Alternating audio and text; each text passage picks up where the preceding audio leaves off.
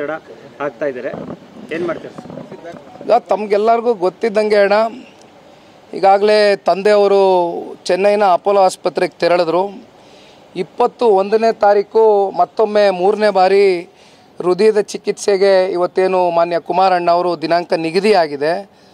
ಹಾಗಾಗಿ ಈ ಒಂದು 30-35 ದಿನಗಳ ಕಾಲ ಅಷ್ಟೇ ನಮಗೆ ಬಾಕಿ ಇರ್ತಕ್ಕಂಥದ್ದು. ಮುಂದಿನ ತಿಂಗಳು 26ನೇ ತಾರೀಕು ಈಗಾಗಲೇ ದಿನಾಂಕ ಪ್ರಕಟ ಆಗಿದೆ, ಚುನಾವಣೆ ದಿನಾಂಕ.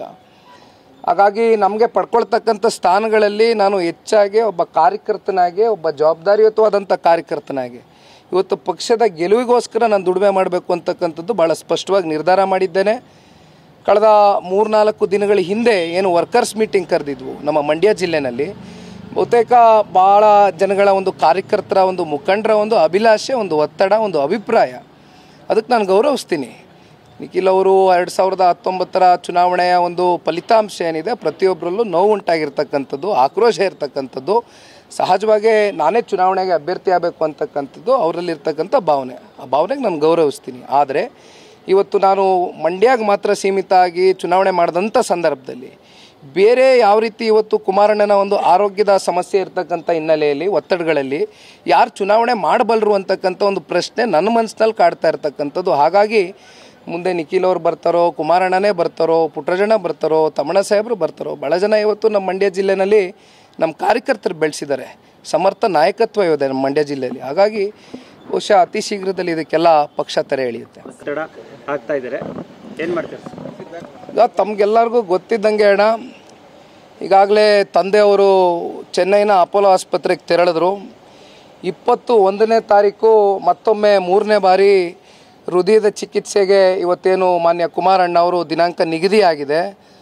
ಹಾಗಾಗಿ ಈ ಒಂದು 30-35 ದಿನಗಳ ಕಾಲ ಅಷ್ಟೇ ನಮಗೆ ಬಾಕಿ ಇರ್ತಕ್ಕಂಥದ್ದು. ಮುಂದಿನ ತಿಂಗಳು 26ನೇ ತಾರೀಕು ಈಗಾಗಲೇ ದಿನಾಂಕ ಪ್ರಕಟ ಆಗಿದೆ, ಚುನಾವಣೆ ದಿನಾಂಕ.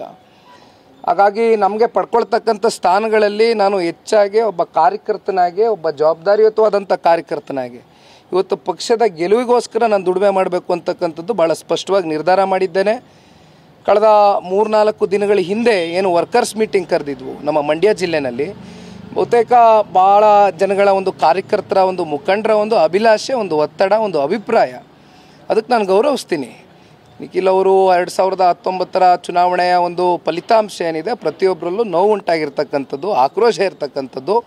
ಸಹಜವಾಗಿ ನಾನೇ ಚುನಾವಣೆಗೆ ಅಭ್ಯರ್ಥಿ ಆಗಬೇಕು ಅಂತಕ್ಕಂಥದ್ದು ಅವರಲ್ಲಿರ್ತಕ್ಕಂಥ ಭಾವನೆ. ಆ ಭಾವನೆಗೆ ನಾನು ಗೌರವಿಸ್ತೀನಿ. ಆದರೆ ಇವತ್ತು ನಾನು ಮಂಡ್ಯಗೆ ಮಾತ್ರ ಸೀಮಿತ ಆಗಿ ಚುನಾವಣೆ ಮಾಡಿದಂಥ ಸಂದರ್ಭದಲ್ಲಿ ಬೇರೆ ಯಾವ ರೀತಿ ಇವತ್ತು ಕುಮಾರಣ್ಣನ ಒಂದು ಆರೋಗ್ಯದ ಸಮಸ್ಯೆ ಇರ್ತಕ್ಕಂಥ ಹಿನ್ನೆಲೆಯಲ್ಲಿ, ಒತ್ತಡಗಳಲ್ಲಿ ಯಾರು ಚುನಾವಣೆ ಮಾಡಬಲ್ಲರು ಅಂತಕ್ಕಂಥ ಒಂದು ಪ್ರಶ್ನೆ ನನ್ನ ಮನಸ್ಸಿನಲ್ಲಿ ಕಾಡ್ತಾ ಇರ್ತಕ್ಕಂಥದ್ದು. ಹಾಗಾಗಿ ಮುಂದೆ ನಿಖಿಲ್ ಅವ್ರು ಬರ್ತಾರೋ, ಕುಮಾರಣ್ಣನೇ ಬರ್ತಾರೋ, ಪುಟ್ಟರಾಜಣ್ಣ ಬರ್ತಾರೋ, ತಮ್ಮಣ್ಣ ಸಾಹೇಬರು ಬರ್ತಾರೋ, ಭಾಳ ಜನ ಇವತ್ತು ನಮ್ಮ ಮಂಡ್ಯ ಜಿಲ್ಲೆಯಲ್ಲಿ ನಮ್ಮ ಕಾರ್ಯಕರ್ತರು ಬೆಳೆಸಿದ್ದಾರೆ.